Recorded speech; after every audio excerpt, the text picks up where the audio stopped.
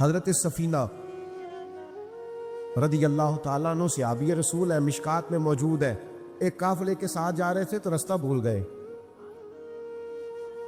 جنگل کی طرف نکل گئے، سامنے سے شیر آ گیا۔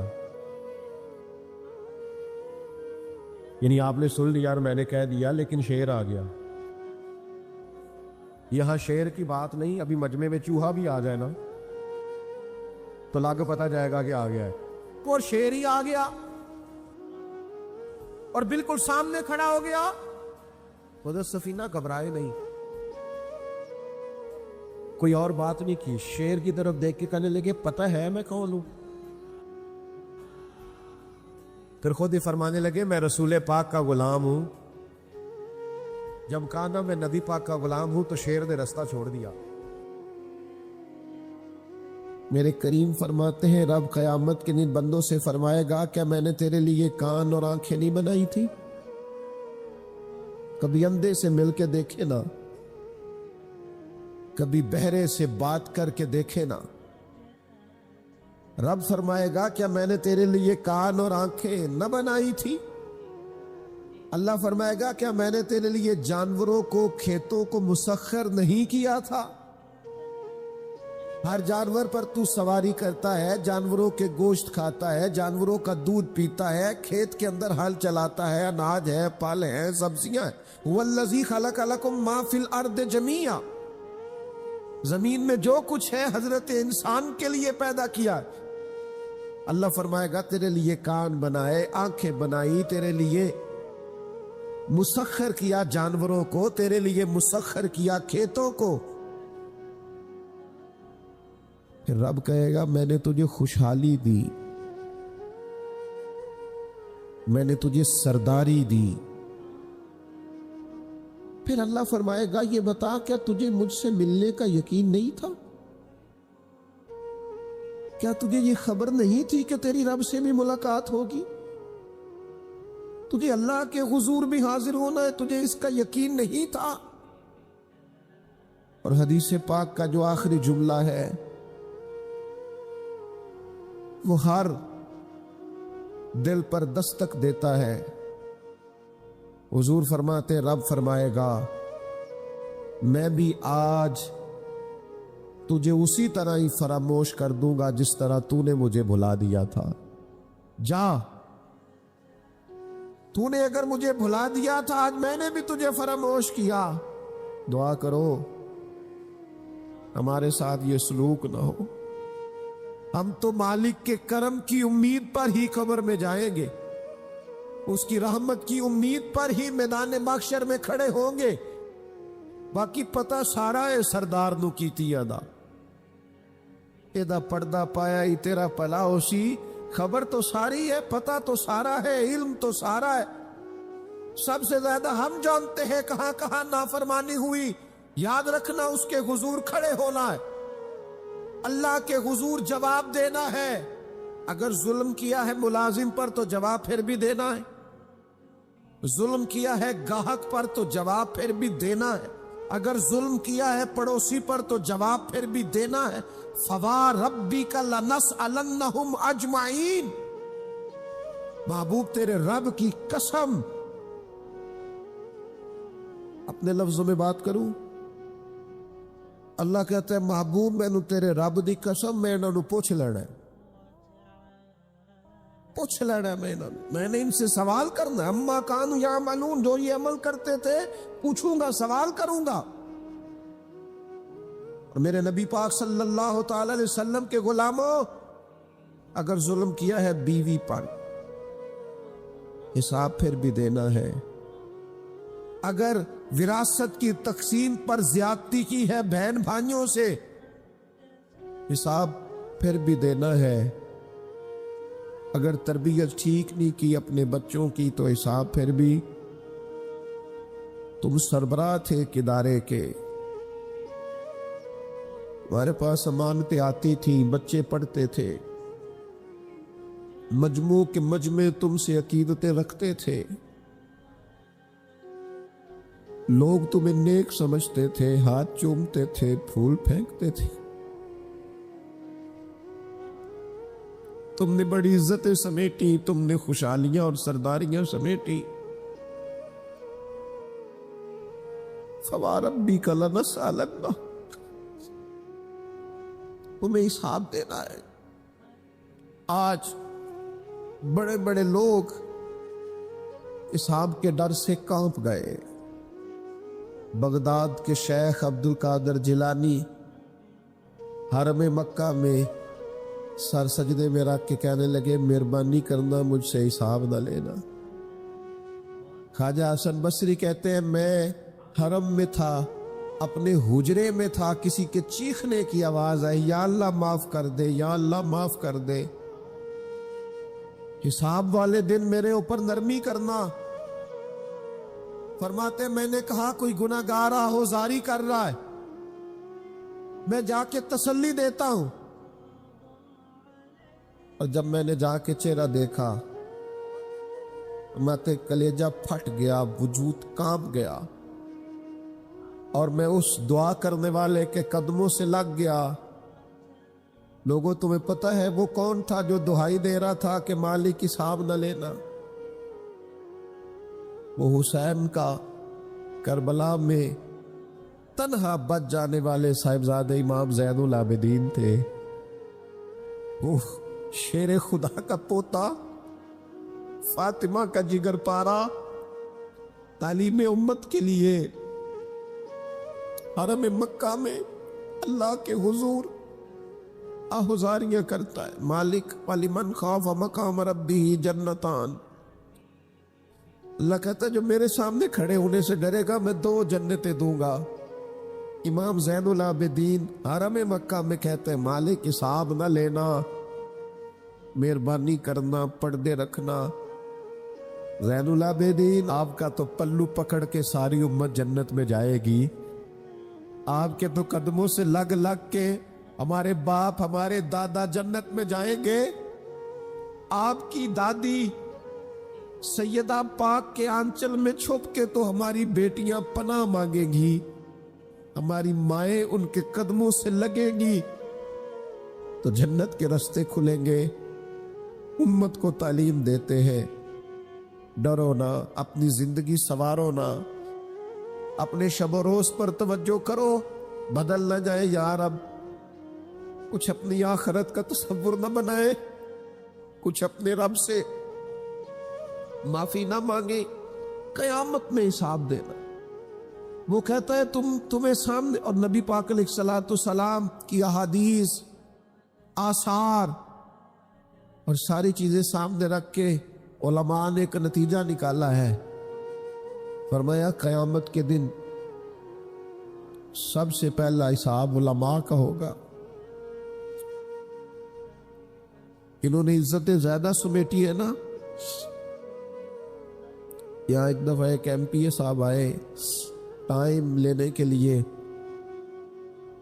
میں نے معذرت کر لی، میں نے کہا میرے پاس وقت نہیں ہے. تو مجھے کہنے لگے لوگ تو ہمارے پیچھے بھی بڑے ہیں. میں نے کہا آپ کو لوگ ووٹ دیتے ہیں، ہم پر لوگ جان دیتے ہیں. اتنی اگر سعادتیں سمیٹی ہے تو پھر سنو نا، جنہوں نے یہ دعوے کیے ہیں کہ ہم دیندار ہیں، فرمایا پہلا حساب علماء کا ہوگا، دوسرا حساب مجاہدین کا ہوگا، تیسرا مالداروں کا ہوگا، اور فرمایا یہاں تک کہ اللہ تو صبح قیامت انبیاء کرام علیہ السلام سے بھی تبلیغ کے بارے میں سوال کرے گا. ہر ایک سے سوال ہونا ہے. ہم اپنی اپنی تیاری کریں قیامت کے روز کے لیے، آخرت کے دن کے لیے. یا ایھا الذین آمنوا اتقوا اللہ ولتنظر نفس ما قدمت لغد. اے ایمان والو اللہ سے ڈرو اور ہر نفس یہ سوچے کہ میں نے آخرت کے لیے آگے کیا بھیجا ہے. آؤ آج اپنے اپنے اعمال کا جائزہ لے. ہمارے لیے آج شام کھانے میں کیا ہے یہ سب کو پتا ہے. اس ماہ میرے گھر میں کیا آمدن ہے، کیا خرچ ہے، یہ سب کو پتا ہے. لیکن رب کہتا ہے وَلْتَنْظُرْ نَفْسٌ مَا قَدَّمَتْ لِغَدٍ، یہ بھی دیکھ تو نے اپنی قبر کے لیے آگے کیا بھیجا ہے، آخرت کے لیے آگے کیا بھیجا ہے۔ یہ دیکھ قیامت والے دن کے لیے تیرے پاس سرمایہ کیا ہے، وہاں جب اللہ کے حضور حاضر ہونا ہے تیرے پاس پیش کرنے کو کیا ہے۔ جناب صدیق کے پاس پیش کرنے کو وفا ہے، امت کی خدمت گزاری ہے جناب عمر کے پاس، جناب عثمان غنی کے پاس سخاوت ہے، مولا علی نے ہر میدان میں تلوار چلا کے اسلام کا جھنڈا بلند کیا ہے، حسین ابن علی نے سر دے کر اللہ کے حضور نظر پیش کی ہے۔ میں بھی سوچوں نا یار، آپ بھی سوچے نا، نعمتوں کی بہتات کتنی، ہماری بھری ہوئی تجوریاں، ہمارے آنگن میں کھیلتی ہماری اولادیں، ہمارے ارد گرد ہمارے دوستوں کی لائنیں، ہمارے دسترخوان پر بچھی ہوئی نعمتیں، ہمارا تندرست وجود، ہماری بولتی زبان، ہماری دیکھتی آنکھیں، ہمارے سنتے کان، ہماری سانس لیتی روح، اس سارے وجود سے ہم نے کیا اکٹھا کر کے اپنی آخرت کے لیے بھیجا ہے؟ صبح قیامت کے لیے ہم نے سامان کیا کیا ہے؟ اللہ کے حضور جب ہمیں جواب دینا ہے تو ہمارے دامن میں کیا ہے، کیا پیش کرنا ہے؟ آج اپنے دل سے، اپنی روح سے یہ سوال ہمیں ضرور کرنا ہے، اور ایک بار نہیں 100 بار کرنا، اور بار بار کرنا ہے۔ نبی پاک صلی اللہ تعالی علیہ وسلم نے ارشاد فرمایا ہے، حضور فرماتے 5 سوال پوچھے گا رب قیامت کے دن، اور جب تک تم ان سوالوں کے جواب نہیں دو گے تمہیں ہلنے نہیں دیا جائے گا۔ ایک یہ پوچھا جائے گا عمر کہاں گزری، سارا وقت ضائع ہو گیا موبائل پہ، سارا ٹائم ضائع ہو گیا خوش گپیوں میں، شغل میلہ، آنا جانا، عمر ساری قیمتی وقت ضائع کر دیا۔ اور پھر ایک سوال، اسی سوال سے متعلقہ دوسرا ہوگا جوانی کہاں گزاری، وہ ساری کھیل کود میں گزر گئی، لہو و لعب میں گزر گئی، گیموں میں گزر گئی، یہ سوال ہوگا۔ اور تیسرا سوال رب پوچھے گا بتاؤ نا مال کہاں سے کمایا، ذرائع آمدن بتاؤ، دنیا میں تو تم نے دھول جھونک لی جہاں دھوکنی تھی، یہاں بتاؤ کہاں سے کمایا، اور کما کر میں تم مالک نہیں ہوئے۔ چوتھا سوال یہ پوچھا جائے گا بتاؤ مال خرچ کہاں کیا، اور میرے نبی پاک فرماتے ہیں 5واں سوال یہ ہوگا یہ بتاؤ اپنے علم پر عمل کتنا کیا۔ لیکچر دینا آسان ہے، تقریر کرنا آسان ہے، واعظ کرنا آسان ہے، سمجھانا آسان ہے، فیس بک پر اچھی نصیحت لکھ دینا آسان ہے، روز صبح واٹس ایپ پہ سب کو بہترین نصیحتیں بھیجنا آسان ہے، لیکن قیامت کے سوالوں میں سے ایک معتبر سوال ہے، بخاری میں موجود ہے، 5 سوالوں میں سے آخری سوال یہ ہے کہ جو تم جانتے تھے، جس کا تمہیں علم تھا، جو تم نے سیکھا تھا، جو تم نے پڑھا تھا، اس پر تمہارا عمل کتنا تھا؟ کس کو نہیں پتا نماز فرض ہے؟ کس کو نہیں پتا والدین کی خدمت کرنا ضروری ہے؟ حلال حرام کی تمیز سے کون آگاہ نہیں ہے؟ کون نہیں جانتا کہ میرا رویہ تلخ ہے، لوگوں کو تکلیف دیتا ہے؟ کون نہیں سمجھتا کہ میری فلاں فلاں چیز کی وجہ سے فلاں فلاں لوگ تڑپتے ہیں، سسکتے ہیں، روتے ہیں؟ بہت ساروں کو پتا ہے کہ میری بیوی، میرے بچے، یہ کچھ عورتوں کو پتا ہے میرا شوہر، میرے خاندان والے میری وجہ سے تکلیف میں، بہت سو کو پتا ہے میری وجہ سے میرے پڑوسی تکلیف میں، بہت سو کو پتا ہے میری وجہ سے میرے ملازم تکلیف میں ہیں۔ تم سے پوچھا جائے گا اپنے علم پر کتنا عمل کیا، وہ جو تم جانتے تھے، جتنا تمہیں شعور تھا۔ آج پوری امت مسلمہ میں کیا ہو رہا ہے؟ تقریریں، واعظ و نصیحت، فقط واعظ و نصیحت۔ اقبال کہتے ہیں مسجد تو بنا دی شب بھر میں، ایمان کی حرارت والوں نے. اور یہ دیکھنا کیا کہتے من اپنا پرانا پاپی تھا، برسوں میں نمازی بن نہ سکا. اور اقبال بڑا اپدیشک ہے، من باتوں میں موہ لیتا ہے. بڑی سونی باتیں کرنی آتی ہے ہمیں. اقبال بڑا اپدیشک ہے. یہ من باتوں میں موہ لیتا ہے پر گفتار کا قاضی ہے یہ بنا.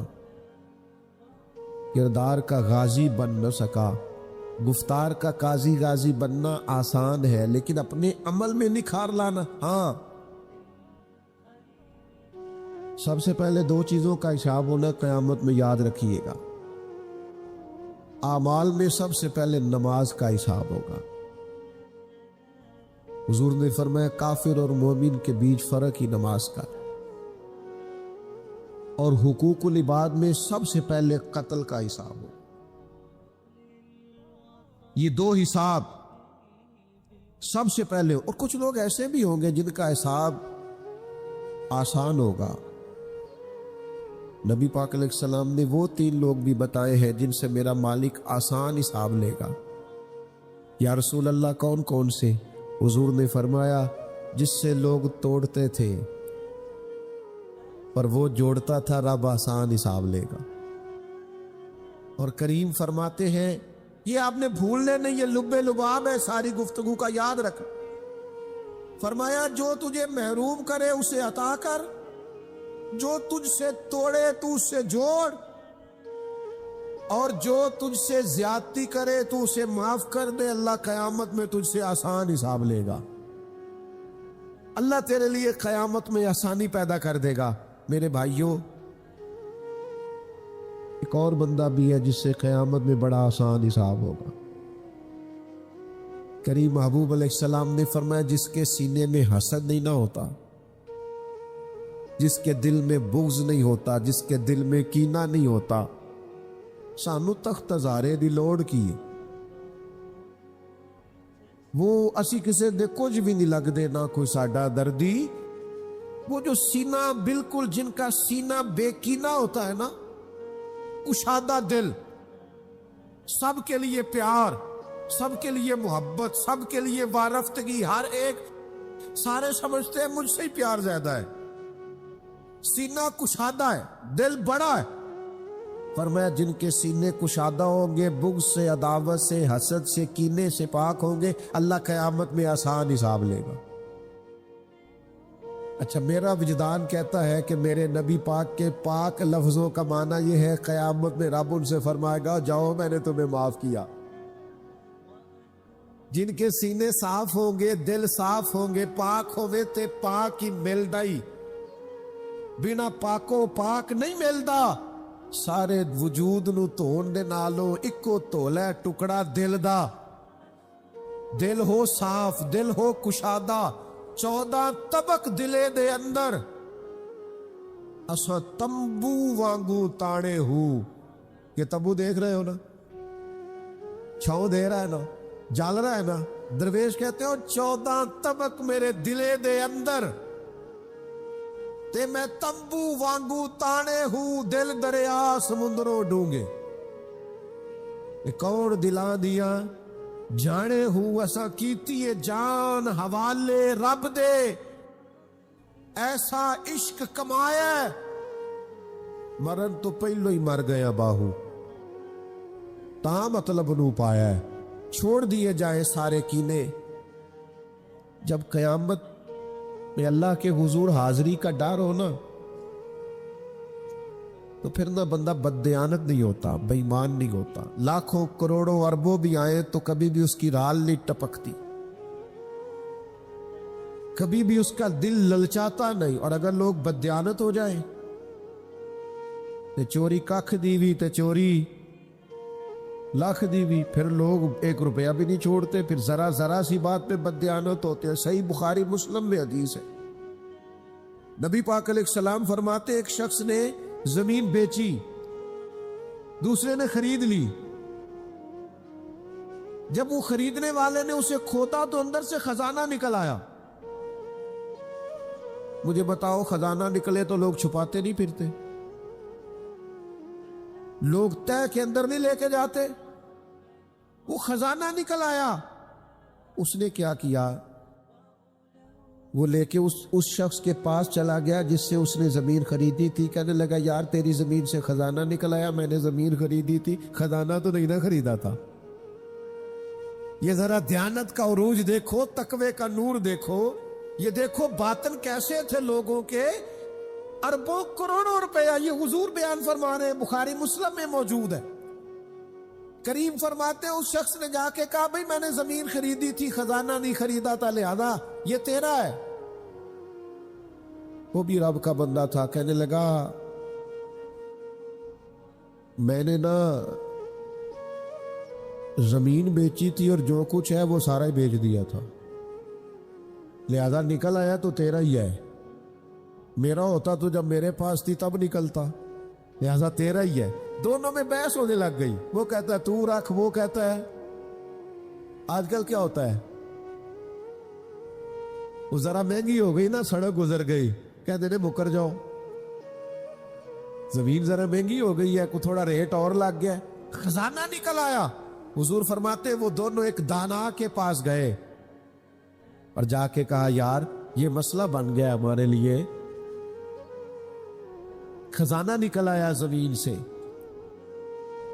تو اب میں اسے کہتا ہوں تو لے واپس, چونکہ تیری زمین سے نکلا ہے. تو یہ کہتا ہے میں نے زمین بیچی تو خزانہ بھی بیچ دیا. وہ دانا کہنے لگا تمہاری کوئی اولاد بھی ہے؟ ایک کہنے لگا میری بیٹی ہے, دوسرا کہنے لگا میرا بیٹا ہے. کہنے لگا دونوں کی شادی کر دو اور خزانہ دونوں کو دے دو. اور میرے بھائی جب حضرت شیخ ابو الحسن ایک درویش تھے مصر میں, ہر روز دعا مانگتے تھے یا اللہ تاجر کی ان 2 بیویوں پہ رحم فرما, یا اللہ اس تاجر کی 2 بیویوں پہ رحم فرما. لوگوں نے کہا حضور یہ کیا معاملہ ہوا؟ فرمانے لگے یہاں مصر میں ایک تاجر رہتا تھا, اسے اکثر و بیشتر تجارت کی غرض سے ملک شام جانا پڑتا, تو اس نے سوچا وہاں نکاح نہ کر لوں. اس نے وہاں نکاح کر لیا. مالدار تھا, وہاں ایک بیوی رکھ لی, مکان رکھ لیا. اب یہ جو بیوی مصر میں تھی نا, اسے تھوڑا شک گزرا. بیوی بڑی گہری جاسوس ہوتی ہے. اسے سمجھ آ گئی کہ بدلے بدلے سے میرے محبوب نظر آتے ہیں. اسے سمجھ آ گئی کہ دھلے دھلے کپڑے آتے ہیں, وہ کیفیت ہی نہیں پہلے جو رنگ ہوتا تھا. ایک شخص کو پیسے دیے, کہا ذرا اس کی جاسوسی تو کر. شیخ فرماتے وہ ملک شام پہنچا, اس کے پیچھے پیچھے وہاں جا کے اس نے واپس آ کے خبر دی کہ تیرے شوہر نے تو نکاح کیا ہوا. لیکن اتفاق کی بات یہ کہ اس دفعہ جب یہ سفر سے آیا تو شدید بیمار تھا. بیوی حوصلے والی تھی, صبر والی تھی. اس نے سوچا کہ ذرا صحت اس کی ٹھیک ہوتی ہے تو پھر میں اس سے بات کروں گی کہ تم نے مجھے بتایا ہی نہیں اور نکاح کر لیا ہے. لیکن اس کی طبیعت ٹھیک نہ ہوئی, وہ زیادہ بیمار ہوا حتیٰ کہ انتقال کر گیا. اولاد کوئی نہیں تھی. اس بیوی نے عدت گزاری اور پھر جتنی جائیداد تھی اس کا وہ حصہ جو دوسری بیوی کا بنتا تھا وہ سارا اونٹوں پہ رکھا اور مصر سے لے کر شام پہنچی اپنے بھائیوں اور عزیزوں کے ساتھ. اور اسے جا کے کہنے لگی زمانہ تو نہیں جانتا پر میں تو جانتی ہوں نا, اللہ کو جواب دینا ہے. اس کی تو بھی بیوی ہے, جتنی میں حقدار ہوں تو بھی حقدار ہے, لہذا یہ حصہ تیرا رکھ لے. وہ کہنے لگی میری بہن اللہ تجھے جزا دے, جس رب کو تو نے قیامت میں حساب دینا میں نے بھی اسے ہی دینا ہے. میرا شوہر یقیناً میرا شوہر تھا, میرا اس سے نکاح ہوا تھا, پر اس دفعہ جب وہ آیا تو شدید بیمار تھا. کہنے لگا شاید میں بچ نہ سکوں. وہ ایک مکان مجھے دے گیا, کچھ مجھے میرا حصہ دے گیا اور مجھے طلاق دے گیا. کہنے لگا کہ تو جہاں چاہے نکاح کر لینا, میری صحت مجھے لگتا ہے کہ اب وقت جانے کا آ گیا. کہنے لگی بہن چونکہ مجھے طلاق ہو گئی تھی اب میں اس میں سے حصے دار. شیخ فرماتے گواہ دونوں کے پاس کوئی نہیں تھا. پر دونوں اللہ کو جواب دینا چاہتی تھی۔ اس تقوی کا مظاہرہ کیا، فرماتے میرا دل کرتا ہے جب بھی نماز پڑھتا ہوں تاجر کی دونوں بیویوں کے لیے دعا کرتا ہوں، فَوَا رَبِّكَ لَنَسْأَلَنَّهُمْ أَجْمَعِينَ، محبوب تیرے رب کی قسم قیامت میں ان سے حساب لوں گا۔ یہ جو آخرت کا تصور ہے نا، حضرت ابو ذر غفاری رضی اللہ تعالیٰ عنہ نے اپنے غلام سے کہا جو بہترین اونٹ ہے وہ اللہ کے رستے میں خرچ کر دو، خیرات کر دو، بہترین۔ شام کو سیدنا ابو ذر غفاری رضی اللہ تعالیٰ عنہ تشریف لائے تو وہ جس اونٹ کے بارے میں آپ اشارہ کر کے گئے تھے خرچ کر دینا، اللہ کے رستے میں دے دینا، وہ بندھا ہوا ہے، اور اس سے جو دوسرے نمبر کا کم، اس سے جو کم قیمت کا تھا، باقی سب میں بہتر لیکن اس سے کم قیمت کا وہ اونٹ آپ کے غلام نے اللہ کے رستے میں خرچ کر دیا، خیرات کر دیا۔ تو آپ فرمانے لگے یار میں نے تمہیں کہا تھا یہ اونٹ دینا۔ وہ کہنے لگا حضور یہ تو آپ کی سواری کا اونٹ ہے نا، میں نے چاہا تھا جو آپ کی سواری کا اونٹ ہے وہ رکھ لیا جائے۔ تو سیدنا ابو ذر غفاری رضی اللہ تعالیٰ عنہ فرمانے لگے میں سواری کے لیے تو تجھے کہہ رہا تھا خرچ کر دے، پر دنیا کی سواری کے لیے نہیں، آخرت کی سواری کے لیے۔ وہ جو قیامت میں اللہ کے حضور پیش ہونا ہے تو میں نے کچھ بھیجا ہوا تو ہو، وہاں میرے پاس کوئی خزانہ تو ہو، آخرت کی جمع پونجی تو ہو، کوئی ہو نا میرے پاس جو میں نے آخرت کے لیے۔ ناراض نہ ہونا، بہت سارے معاملات میں ہم اولاد سے نہیں مشورہ کرتے، نہیں گھر والوں سے پوچھتے، اللہ کے راستے میں خرچ کرتے ہوئے کیوں کہتے ہو مشورہ کر کے بتاؤں گا، بات کر کے بتاؤں گا۔ جب اپنے دنیاوی بہت سارے معاملات میں آزاد ہوتے ہو تو اپنی آخرت کا ذخیرہ جمع کرنے کے لیے کیوں ہم آزادی کے ساتھ فیصلہ کیوں نہیں کرتے؟ نبی رحمت نور مجسم شفیع معظم صلی اللہ تعالی علیہ وآلہ وسلم گھر میں تشریف لائے، حضور نے پوچھا کیا ہے کھانے کے لیے؟ عرض کی حضور ایک بکری ذبح کی تھی، ساری بانٹنی ہے، ایک دستی بچی ہے، ایک ٹانگ کی دستی کا کچھ حصہ بچا ہے۔ حضور نے فرمایا نہیں، جو تم نے بانٹ دیا ہے وہ سارا ہی بچ گیا۔ کیوں؟ وہ آخرت کے لیے جمع ہو گیا، وہ سارا بچ گیا۔ یہ جو تم نے کہا ہے نا یہ بچی ہے، یہ نہیں بچی، بچا تو وہ سارا ہے جو راہ خدا میں بانٹ دیا گیا۔ میرے عزیزو، اتنا بڑا مجمع ہے، ہزاروں کی تعداد میں آپ لوگ تشریف لائے ہیں، میں عاجز آدمی، آپ سب سے زیادہ گناہگار، صرف ایک پیغام دینا چاہتا ہوں، اللہ کے سامنے ہم نے کھڑے ہونا ہے، اپنی آخرت کی تیاری کریں۔ میں بھی آج نئے سرے سے اپنی زندگی پر غور کروں گا، آپ بھی نئے سرے سے اپنی زندگی پر غور کریں۔ میں بھی آج اللہ کے حضور صدق کے دل سے معافی مانگوں، ہم سب اللہ کے حضور حاضر ہیں، جمعہ پڑھنے آئے ہیں، معافی مانگے، سارے اپنے رب کی بارگاہ میں عرض گزار ہوں کہ ہمارا مالک ہمارے اوپر فضل کرے اور ہمیں ایسی توفیق دے کہ ہم اپنی آخرت کے لیے کوئی ذخیرہ کر سکے۔ آخرت کی فکر بڑی اہم چیز ہے۔ آخرت کی وہ کچھ لوگ کہتے ہیں نا فکر نہ کرو، فکر نہ کرو، فکر نہ کرو، سارے دوست یہی کہتے ہیں، آپ میرے قریبی ہیں، میں آپ سے کہتا ہوں فکر کرو، فکر کرو، فکر کرو، اور اپنی آخرت کی فکر کرو۔